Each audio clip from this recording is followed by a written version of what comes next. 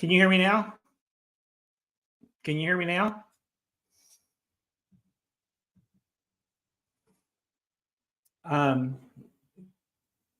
Gomez, I could see you. Can you smile or something? Or can you? Yes, you can hear me. Okay, good. Okay, so I'll start over. Welcome to episode 77 of Let's Talk Immigration. 2 updates in DV litigation. First in DV 20, I was just going to say in a separate case, a lawsuit that was an appeal that attorney Michael Piston was arguing on Monday, the government attorneys actually reminded the 3-judge panel, which includes one of our judges, about how the Good Luck case is pending. So the government remembers that the Good Luck appeal is pending, and they are reminding the court in a third matter that has nothing to do with our DV litigation. So I thought that was exciting. Second thing we're going to talk about with respect to DV litigation is the Gomez Class Counsel has filed today a motion to expedite the decision, which is a very rare thing, okay? Let's see if I can share that up here so you all can see it. Aha. Yes, this is it. Now, it says Good Luck versus Spiden because all these cases are consolidated together. This isn't just about Good Luck. In fact, the focus of this motion is about DV 2020. We're thinking that if DV, and the Go plaintiffs in DV 2021. We're thinking that if they have a path, then the dominoes fall and the DV 2021 can have a path too. Okay, so I'm going to review it a little bit. I've not studied it. It's only been filed recently. I mean, I saw it before. No, your attorneys, if you're Mohammed, Fong Jong, or Kennedy, me and Raphael have also joined in this motion, as Charles Cook has on behalf of the Go plaintiffs. Okay.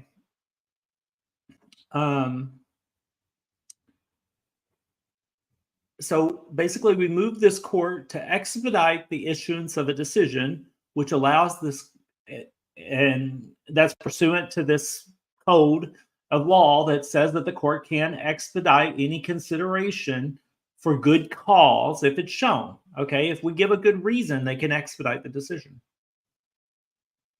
And it gives background. Okay, I've shared this motion on Telegram just a few minutes ago if you wanted to go look at it also.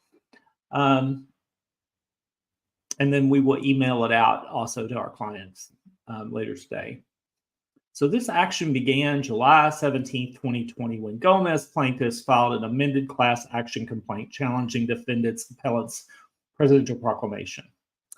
Technically true, but I mean, we had the Muhammad complaint ready to file and filed it a few days later. So, but that's okay. Yeah, it doesn't matter who's first.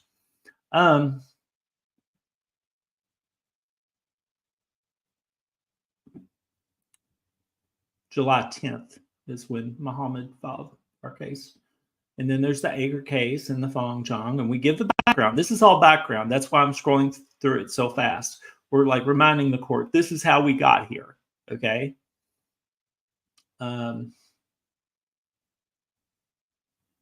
then we talk about Kennedy, right?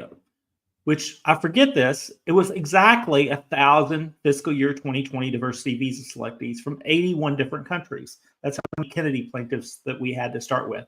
Some were issued visas in that window between when it was filed and the end of the year, but most were not.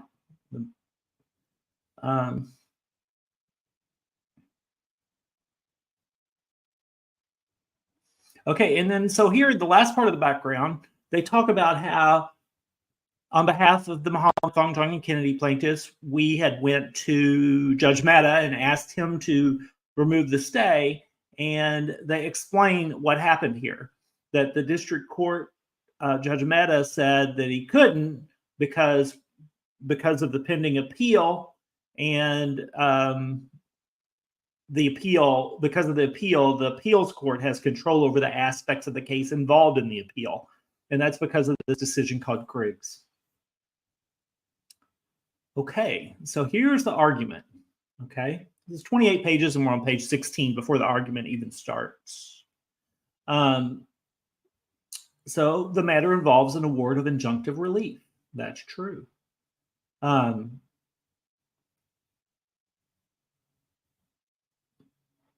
about the difference between a permanent injunction and a temporary injunction. And we want a permanent injunction.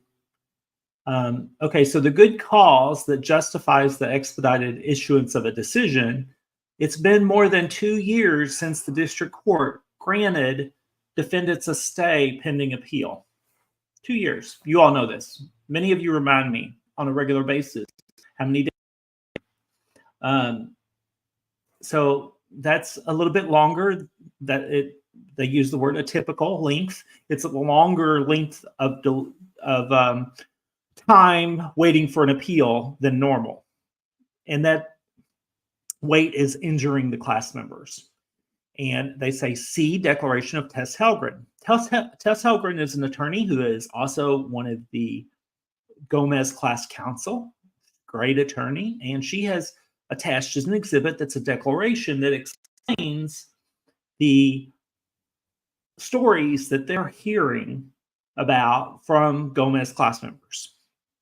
So if you were a Gomez class member and you relayed your story to the email address I shared a couple of weeks ago, thank you, because that helped her build her declaration that is an exhibit.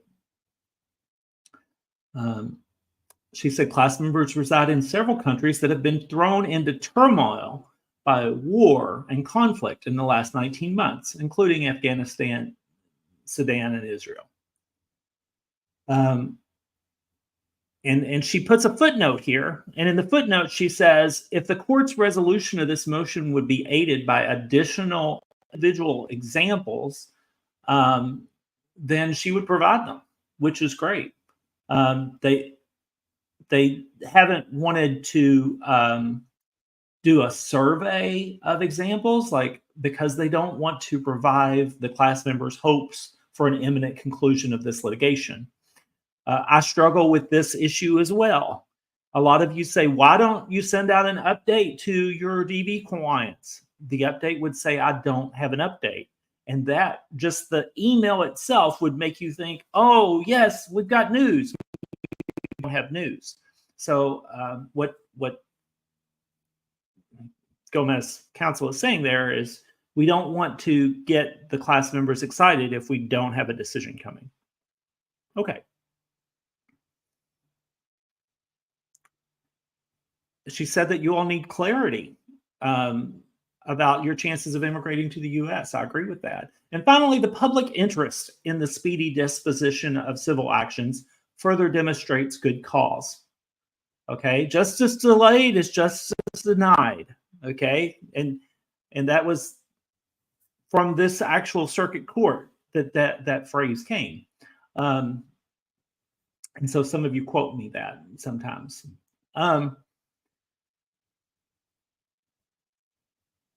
Plaintiffs expected that the expedited briefing schedule would have resulted in an expedited decision. The panel heard the oral arguments in September of 2022, 19 months ago. Okay.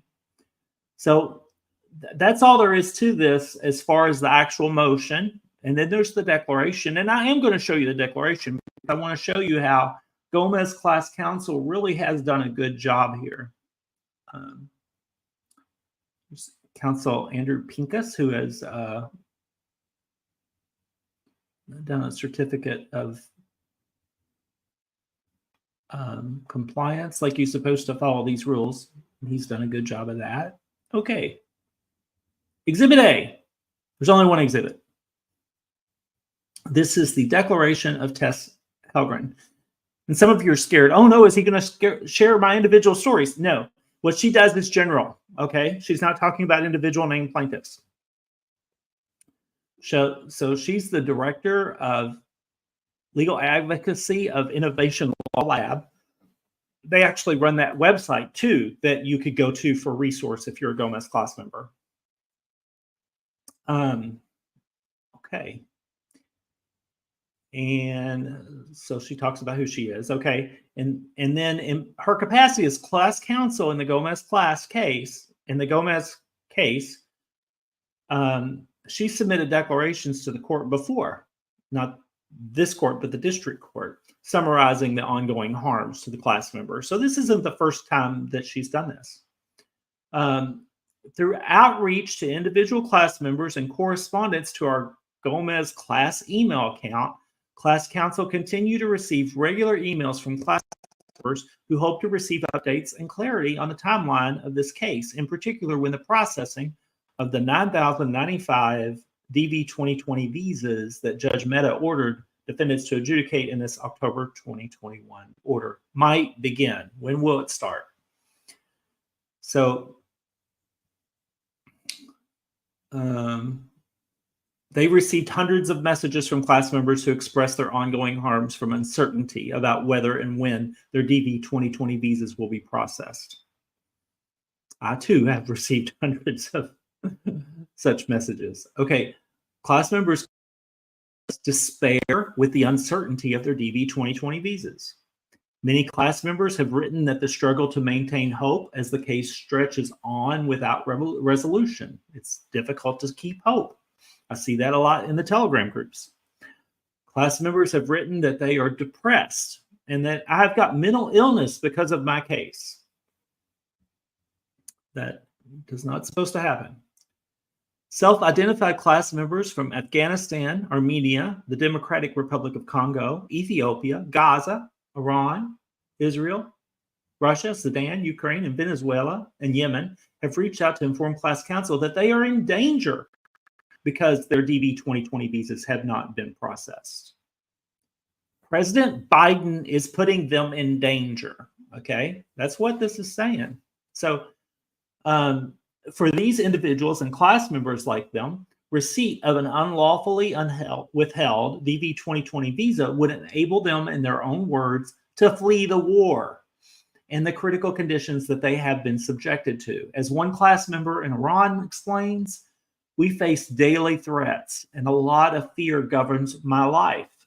Another class member in Gaza writes, we have lost safety everywhere.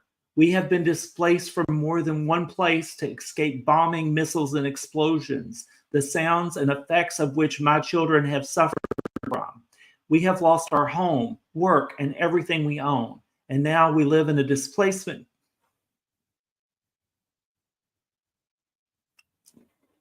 We live in a displacement tent in Rafah and do not have the lowest necessities of life.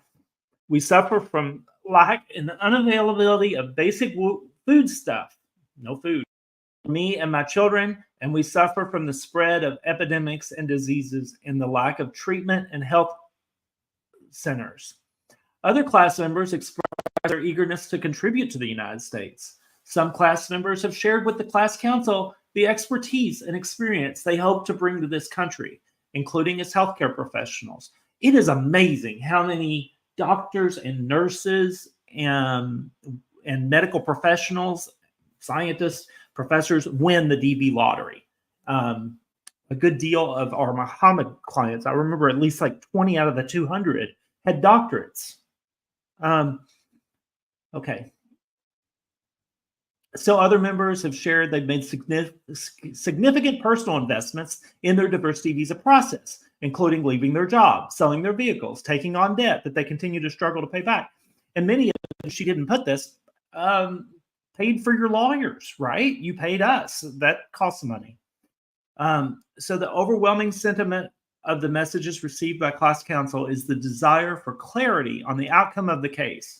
Class members express that they have waited and suffered for a long time, and they feel our life is just a dream.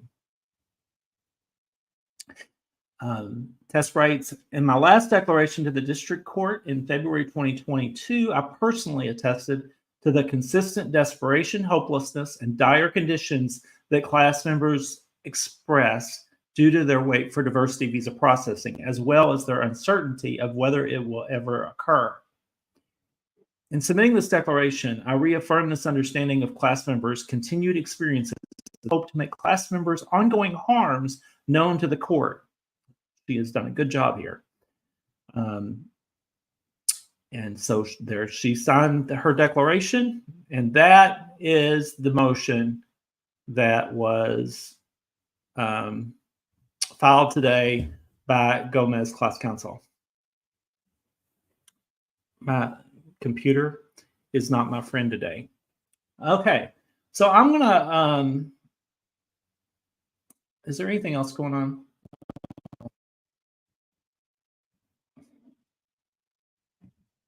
I'm gonna skip to questions now. I know the first 100 questions are, I can't hear you. So let me get through those.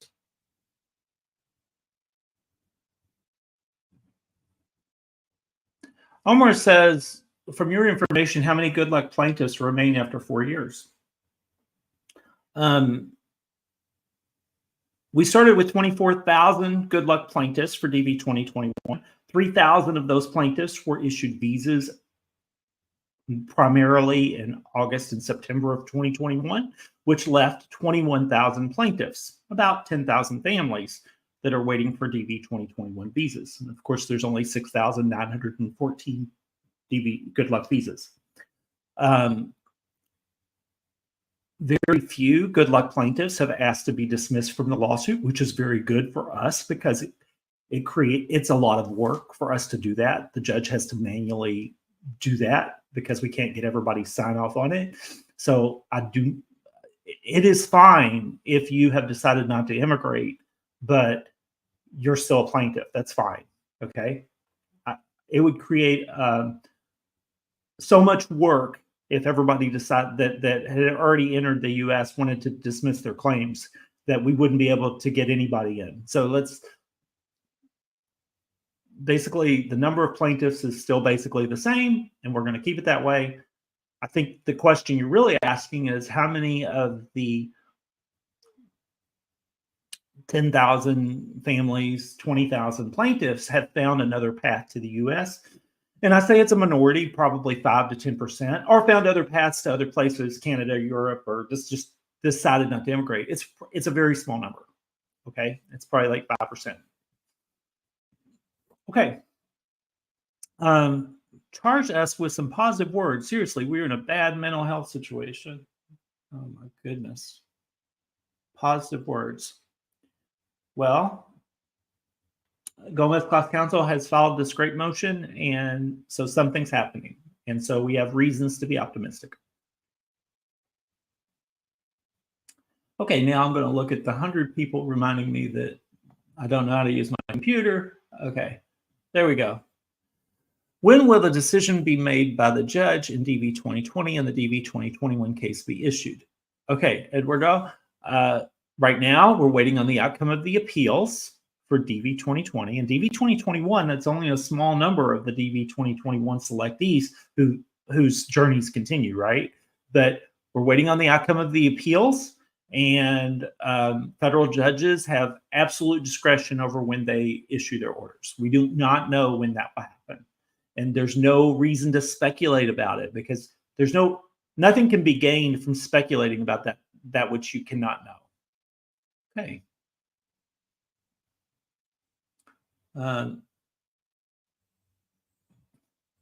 Omar says, what is this expedite and why is it rare? Can you explain it more?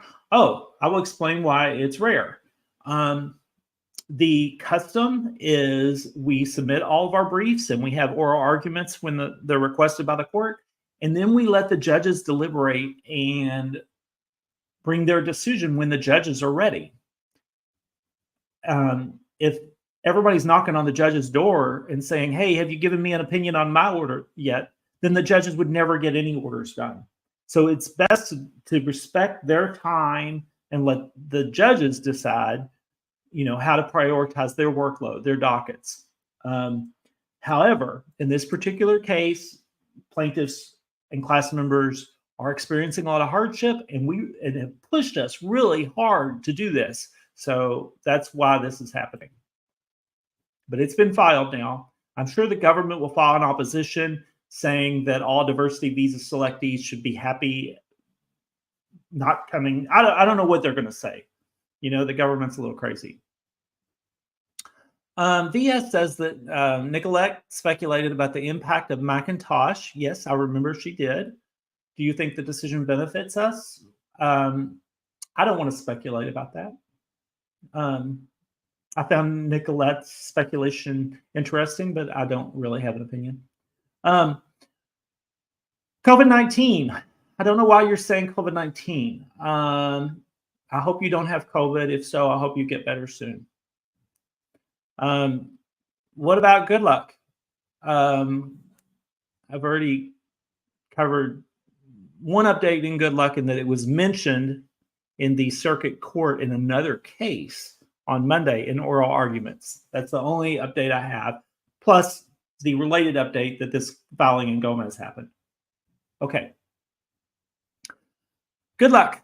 You have been instrumental to the DV 2020. I'm part of Gomez lawsuit, waiting for the ruling. Eduardo, I don't think you're part of the good luck loss, the Gomez lawsuit, because the Gomez plaintiffs were issued visas before the end of the fiscal year. I think you're a Gomez class member, which makes you part of the lawsuit, I guess. Yeah. It's confusing. Class member, plaintiff for two different things. Okay. God bless us, DV 2020. Like it? Okay. Hussein said, thank you for sharing. You're welcome, Hussein, Florida. I miss you. Okay.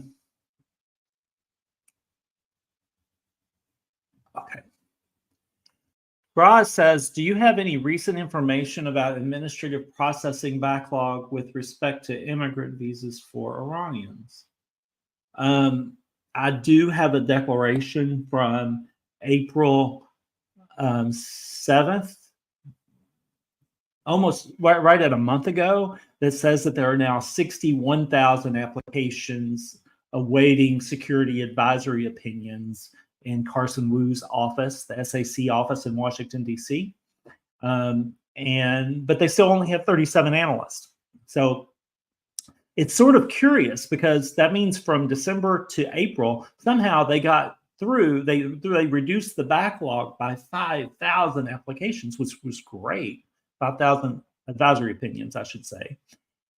And also we felt that. I saw a lot more clearances from December to April than I normally see in our litigation cases. But they're doing it with the same number of analysts, 37 analysts. Okay. I love all these questions.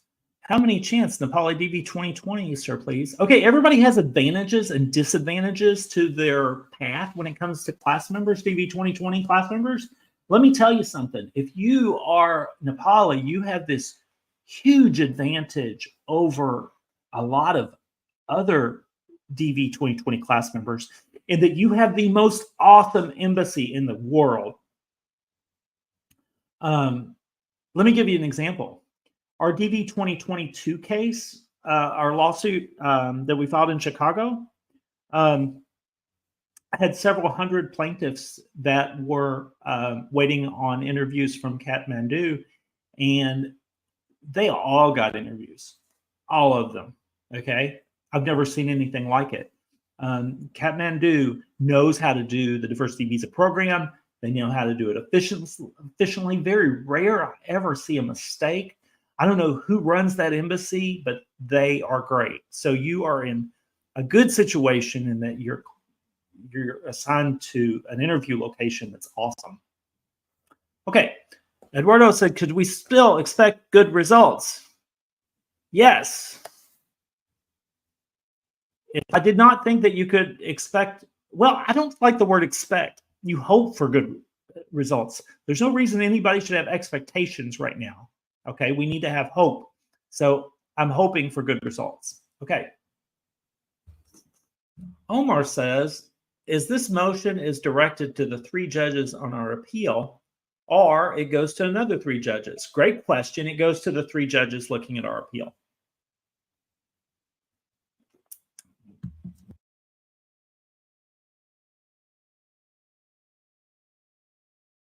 It also take a long time for justice to respond. It could, but I hope it does not. Okay. And then Anisha says, thank you for the reply to my comment. You are welcome, Anisha. So I'm out of questions over here on the right. I'm going to do something crazy, and I'm going to drop the link to take people backstage so you can join me on the screen and ask your question orally. Like, you can be on the screen with me. So if you want that link, it just got shared in the comments section of YouTube and Facebook. I wonder why it didn't get shared on Twitter. I don't know. I'm going to share it on Twitter myself, man. No, I'm not. If you want to come online, if you want to join us, go to YouTube channel or Facebook channel, and there's the link. Okay. Do you think the Department of State will use all of the family-based immigrant visas this year with 4.5 months to go? No, they have not in the last 6 years. In the last 6 years, they let 400,000 of those visas go unused. Many of you know I have 3 pending legal challenges, lawsuits, where we challenge Secretary Blinken's decision not to issue 226,000 family preference category visas per year. In that first challenge, the judge has granted the government's motion to dismiss. However, I have filed a motion for reconsideration on one of the findings he found with respect to what's called redressability. And I'm planning on talking with that plaintiff and seeing if we can appeal it to the Ninth Circuit Court of Appeals, because this is an issue that's important to me. I think that having the Biden administration throttle legal immigration is one of the most shameful things that he's done, because he got elected saying he would do the opposite. Okay. Lizabeth Rosales. Oh my gosh. This is the famous Lizabeth Rosales, you all. She's hoping and praying for good results for DV 2020 and DV 2021. Thank you. Big hug for you. Big hug for you too and your beautiful family. Okay. Omar says the important advantage for plaintiffs is the visa bulletin in DV 2020-21 was current. All not like another year's. If it wasn't current, we will not have a good chance. All the plaintiffs is with high case numbers.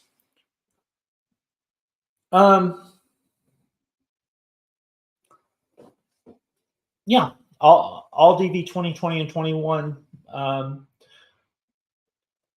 the DV 2020 class members, case numbers are current. That's true. The visa bulletin is not a barrier. That's true. Mr. Sano says, how you doing, sir? I'm doing good. I think this is another one of our famous clients.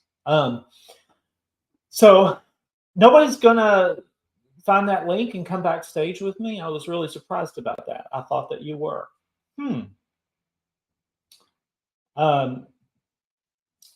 Let me see if I can show you all something else today.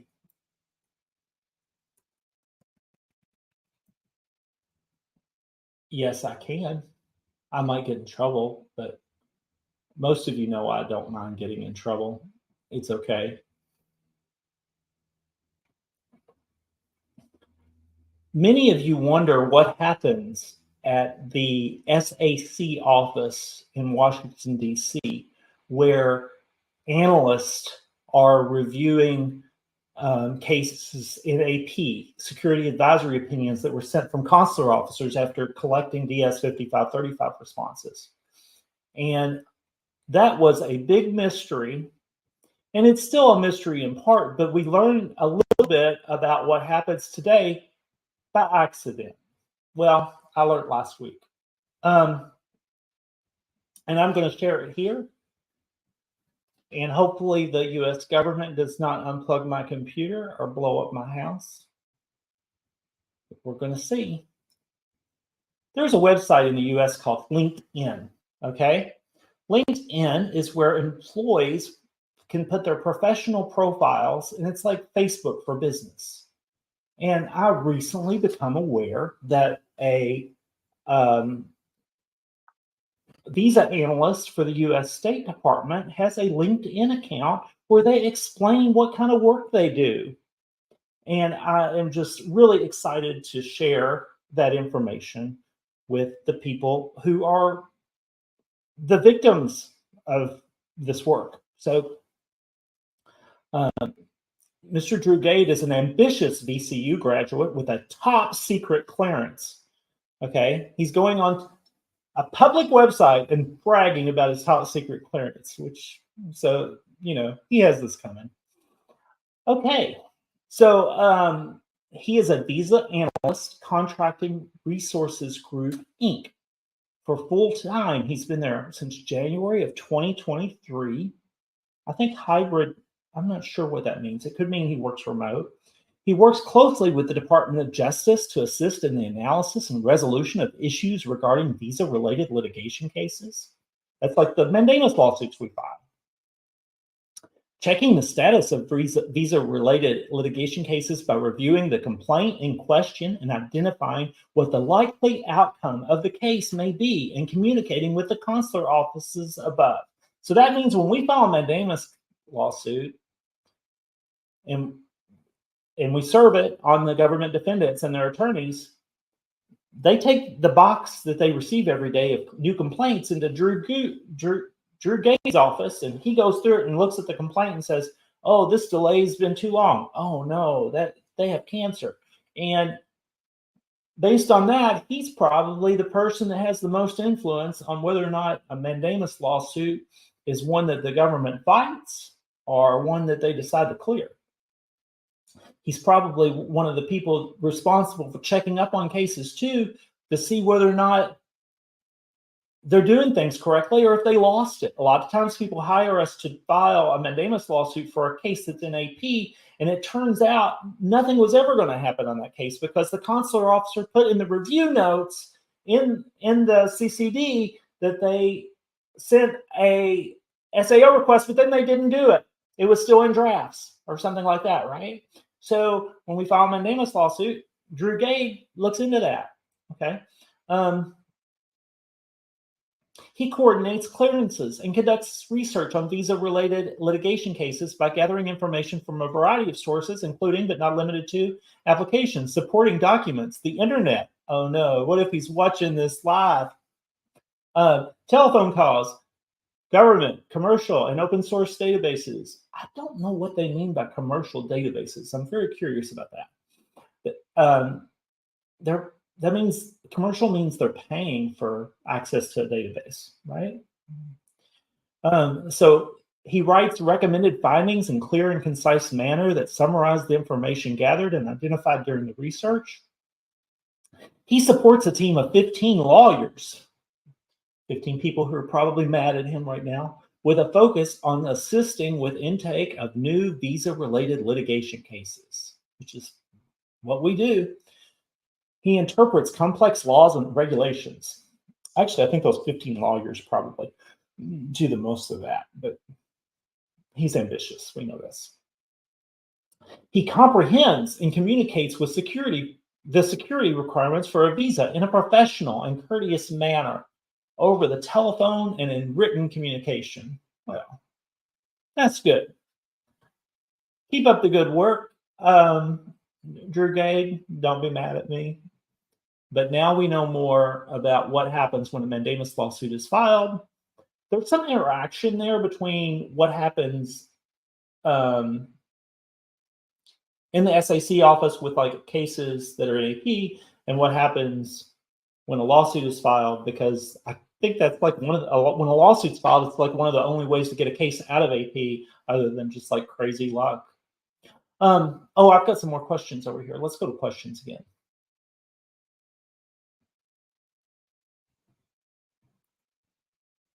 Someone else says how I'm doing. I'm doing great. Messeret said next week, Curtis. Okay, I think means he's going to join us in the live next week, which is great. Okay. Never Give Up says, is there any two chances that could happen? One would be in Judge Mehta's order on summary judgment of good luck, because that's where we have requested it. We've requested supplemental. We've requested more visas in our motion for summary judgment. The other place it could happen is related arguments. Charles Cuck's team, when they did a cross appeal before the Circuit Court of Appeals, they were in a different procedural posture. So instead of going to Judge Mehta, they went to the Circuit Court of Appeals with basically the same thing, asking for the number of go visas to be expanded to be more. So those are the two ways that could happen. It's not happened yet, and it's still possible it could. If they are on track to waste visa numbers, why aren't they moving the dates faster in the visa bulletin? Well, moving the dates faster in the visa bulletin benefits. On track to waste visa numbers. Why aren't they moving the dates faster in the visa bulletin? Well, you ask a very good question, because the visa bulletin's purpose kind of is to throttle people's expectations. So making everybody current is very misleading. It's like, okay, now everybody's eligible for a visa, but if there's 1 million people in line in front of you, why would you want to know that? It's better that your number is not current until it's viable that you would actually get an interview. There's a nuance with this also, that people are inside the United States have a tremendous advantage with the visa bulletin going current, because they do not face, first, the State Department and the USCIS interpret the visa bulletin separately, which is strange. But if you're inside the US, you can you don't have to worry about a backlog at an embassy for an interview. You could go ahead and apply anyway. And so the visa bulletin is a friend to people that are within the United States, if that makes sense. I don't think that answers your question, though. I don't know why they do what they do. I don't. Okay. Homer says, forgive me for a lot of questions. It's okay. You ask good questions. We know motions take less time in district courts. Generally, yes. Is this the same for appeal court? Normally, we saw maximum 1 month. I can't predict this. It could take more time or less time. What a lot of times people will come to me with this question, and I'll try to frame it to where I can't answer it. Because so they'll say, in your experience, or in cases like this in the past. Well, guess what? There's never been a case like Gomez and Goodluck in the past. This is it. We have brought a very novel challenge that should have been brought a long time ago, because the State Department actually tried this, stretching their authority, their 212F authority that Congress gave them in 1991. They tried to expand it, and they didn't get slapped around and pushed back enough. And so finally, we've done that. So there's not another case to look. There's not other big cases to look at to guide us. We just have to wait. Okay. Is there another chance for us, DV 2020 Gomez? Another chance? What about this chance? I don't understand what you mean by another. Another chance. I'm not sure why you're giving up on the first chance. Okay. Somebody says, please try to ask them, who's them, to implement the decision issued for 9,095 visas in reality.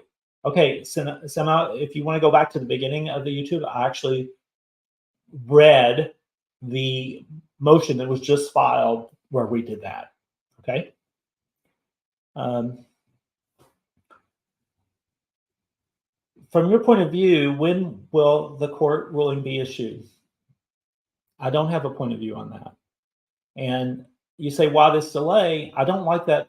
I understand the frustration with how long it's taking, but I don't like the word delay, because it implies that the court is causing harm. And it's Secretary Blinken and the Office of Legal Advisor, Julie Stuff, with Bureau of Consular Affairs, and Elizabeth Progler, the Solicitor General. It's the people in the Biden administration that have decided to move forward with this appeal. That's what's causing the delay, not the court.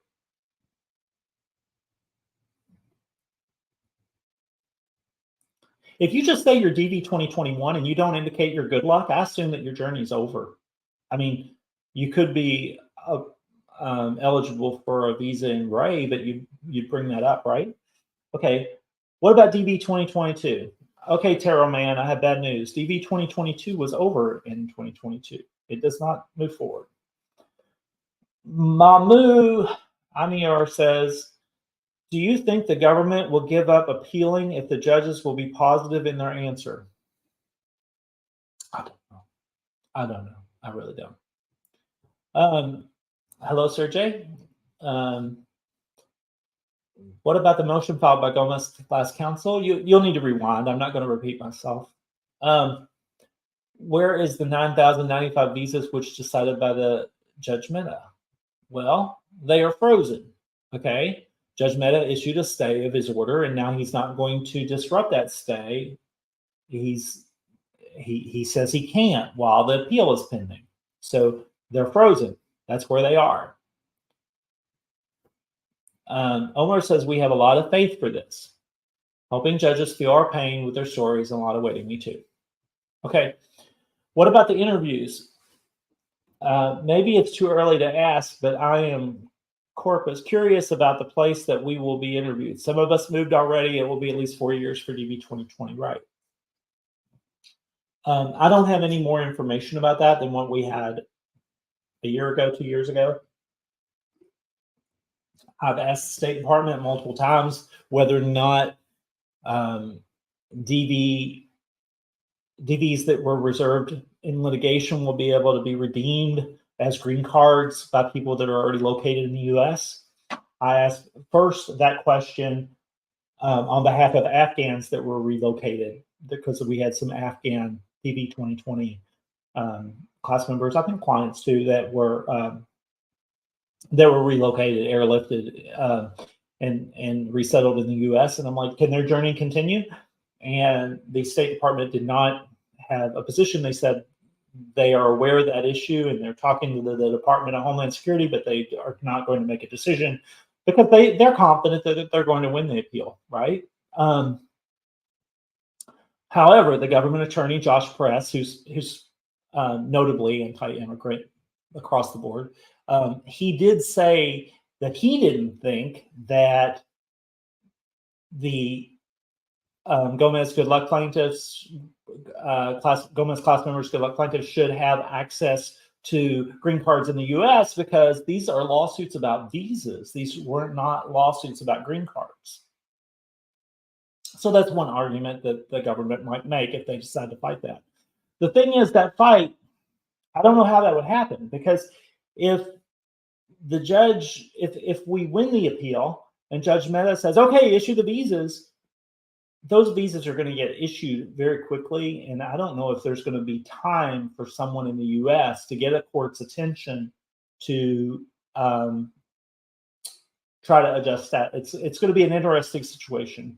The way that it could be avoided is if USCIS, if the State Department and the Department of Homeland Security got together and decided how it would work before